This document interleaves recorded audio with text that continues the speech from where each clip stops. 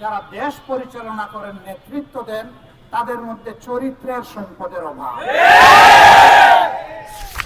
গরিব মানুষের টাকা যারা বিদেশে পাচার করে এবং এইভাবে জনগণের সাথে ধোঁকা প্রতারণা করে, যারা জালিয়াতি করে অপরাধ করে, তারা আসলে মাফ করবেন, এরা আমাদের দেশে যে সমস্ত ভাই বোনেরা পেটের তাগিদে ভিক্ষা করেন তাদের চাইতেও নিম্ন স্তরের। আমরা একটা দুর্নীতিমুক্ত বাংলাদেশ চাই। কোথাও মানুষের জন্য এখন ন্যায় বিচার অবশিষ্ট নেই। বিচার বিভাগ দেখবে না কে রাষ্ট্রের প্রেসিডেন্ট আর কে প্রধানমন্ত্রী। অপরাধ যিনি করবেন তার অপরাধের শাস্তি তাকে বহন করতে হবে। তিনি যে পর্যায়ের মানুষ হন তাকে জবাবদিহিতার আওতায় আনা হবে। সম্মানিত বন্ধুগণ, আপনারা সবাই কেমন আছেন? আলহামদুলিল্লাহ রাব্বিল আলামিন, ওয়াসসালাতু ওয়াসসালামু আলা রাসূলিহিল কারীম ওয়া আলা আলিহি ওয়া সাহবিহি ওয়া আহলি বাইতি আজমাইন। আল্লাহ তাআলার লাখ লাখ শুকরিয়া। একটু আগেই আমরা বাইতুল হারাম জামে মসজিদে এশার জামাত আল্লাহ তাআলা আমাদেরকে আদায় করার তৌফিক দিয়েছেন, আলহামদুলিল্লাহ। সেখানে আমরা মুসল্লিদের দোয়া চেয়েছি, আমরা আল্লাহ তাআলার কাছে ক্ষমা প্রার্থনা করেছি এবং প্রিয় দেশের জন্য আমরা কল্যাণ কামনা করেছি। সম্মানিত বন্ধুগণ, বাংলাদেশ আমাদের প্রিয় জন্মভূমি। এখানে যুগের পর যুগ ধরে আমরা বিভিন্ন ধর্ম বর্ণের মানুষ মিলেমিশে শান্তিপূর্ণভাবে বসবাস করার চেষ্টা করছি। আল্লাহ তাআলা এই দেশটা আমাদেরকে দান করেছেন। পৃথিবীর বহু দেশে আমার যাওয়ার সুযোগ হয়েছে, কিন্তু জমিনের উপরে এত সবুজ চত্বর দুনিয়ার খুব কম দেশে আছে। বিস্তীর্ণ এলাকা মরুভূমি পাহাড়ে ভর্তি, আমাদের দেশে ওরকম নাই। যা আছে আল্লাহর নিয়ামত হিসাবে একেবারে সবুজ চাদরে ঢেকে আছে।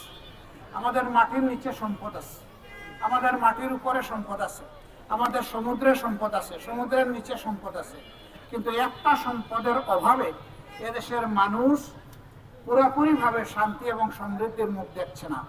সেই সম্পদ হলো যারা দেশ পরিচালনা করেন, নেতৃত্ব দেন, তাদের মধ্যে চরিত্রের সম্পদের অভাব। আজকে এক এক করে স্বাধীনতার 54 বছর চলে গেল। এই সময়ে অনেক দল, অনেক শাসক এসেছেন। ক্ষমতায় বসার আগে সকলেই জনগণকে অনেক সুন্দর সুন্দর কথা বলেন, কিন্তু ক্ষমতায় যখনই তারা বসে যান তখন তারা জনগণকে ভুলে যান।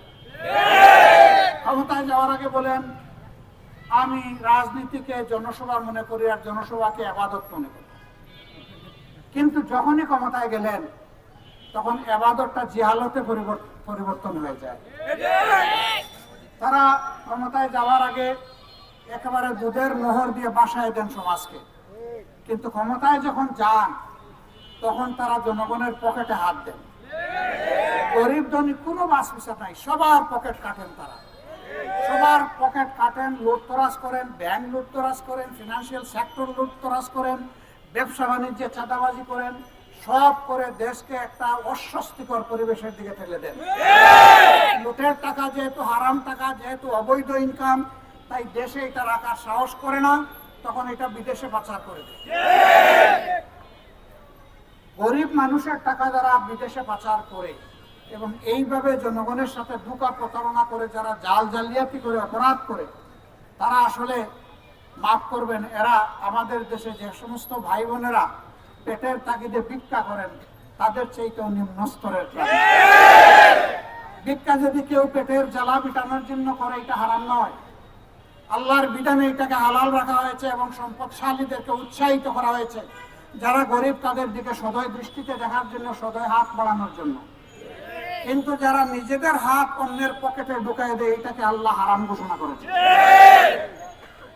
আমরা একটা দুর্নীতিমুক্ত বাংলাদেশ চাই।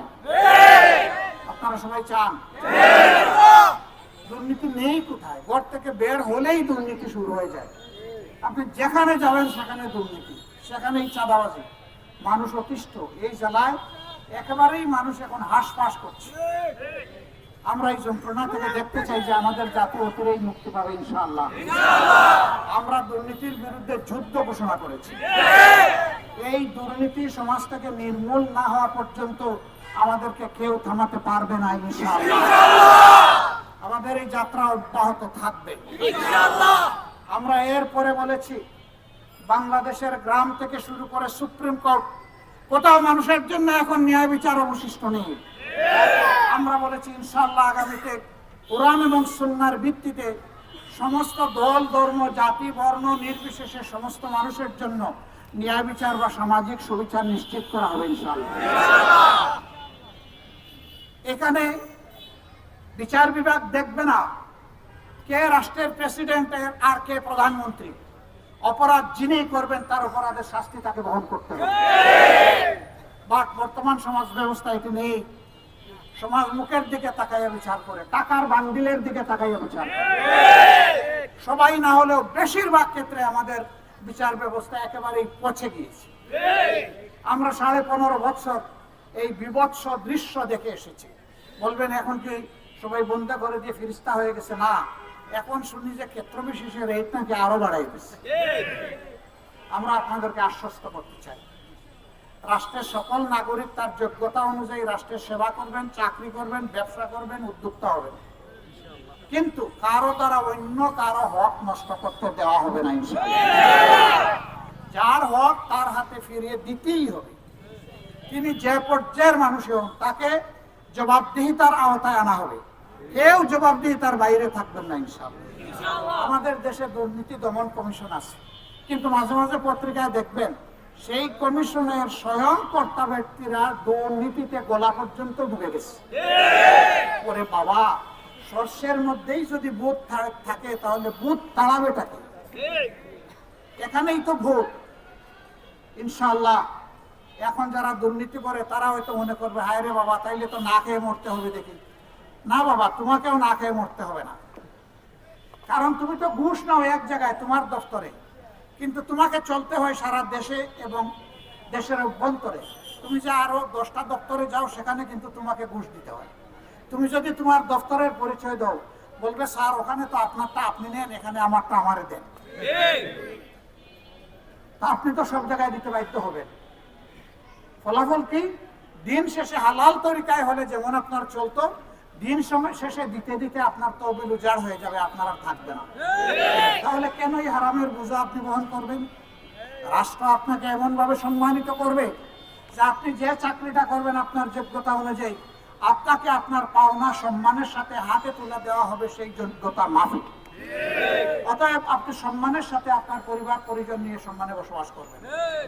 কিন্তু আপনি যখন চুরি চামারি করবেন, তখন সামনের লোকজন আপনাকে বড় মাপের উচ্চ সুরে সালাম দেবে, একটু আড়ালে গেলে বলবে লোকটা বড়ই খারাপ, বদের হাড্ডি, আকণ্ঠ দুর্নীতিবাজ। তা আপনার লাভটা কি হলো? বরঞ্চ আপনার সামনে এসে আপনাকে কুর্নিশ আর সালাম করুক আর না করুক, যদি আপনার অ্যাবসেন্সে বলে যে না এই লোকটা দেশের জন্য একটা নিয়ামত, একটা সম্পদ, আপনি তাইলে আসল নাগরিক, আপনি এই দেশের সত্যিকারের দেশপ্রেমিক নাগরিক। সম্মানিত বন্ধুগণ, ব্যবসা বাণিজ্য আমাদের ভাইয়েরা করে, বোনেরা করে, কিন্তু তাদের বোবা কান্না কেউ শুনে না। আসে আইসা হাব ভাব দেখায়, একজন বলে ইনি আমাদের বড় ভাই, এলাকার বড় ভাই। ছোট ভাইরা ট্রেনিং ট্রেনিং করে, তো দোকানে যিনি তিনি জিজ্ঞাসা করেন, ব্যবসায়ী জিজ্ঞাসা করেন, আচ্ছা আপনি বড় ভাই বুঝলাম, আমার কি করতে হবে? না এখানে এই পোলা পাইন আমার সাথে চলে, তো এদেরকে একটু দেখে রাখতে হবে। বলছে ভাই আমি তো আমার ব্যবসা দেখে রাখবো, পোলা পাইন দেখবো কেমনে? বুঝেন না মিয়া, দেখার অর্থ কি? দিনে আসবে, সপ্তাহে আসবে, মাসে আসবে, হাত ভরে আমরা যা চাইবো তা দিয়ে দিবেন। বলবে আমি গরিব একজন মানুষ, সাধারণ একজন মানুষ, স্বল্প পুঁজিতে ব্যবসা করি, আপনাকে দিলে আমার ব্যবসা চলবে কেমনে? স্পর্ধা তো আপনার কম নয়, বড় ভাইয়ের সাথে আপনি তর্ক করেন। প্রত্যেকে আসছেন মিয়া, চিনেন না? এই ধরনের কথাবার্তা বলে না, ক্ষেত্র বিশেষে হাত উঠে দেয়, তার শক্তি দেখানোর জন্য, ভয়ভীতি দেখানোর জন্য। আমরা আপনাদেরকে আশ্বস্ত করছি, আল্লাহ তাআলা আপনাদের ভালোবাসায়, আপনাদের সমর্থনে, আল্লাহ তাআলার ইচ্ছায় যদি আমাদেরকে এই দেশবাসীর খেদমত করার সুযোগ দেন, আপনাদেরকে হাতে সাথে নিয়ে সমস্ত দুর্বৃত্তদের হাতকে অবশ করে দেওয়া হবে।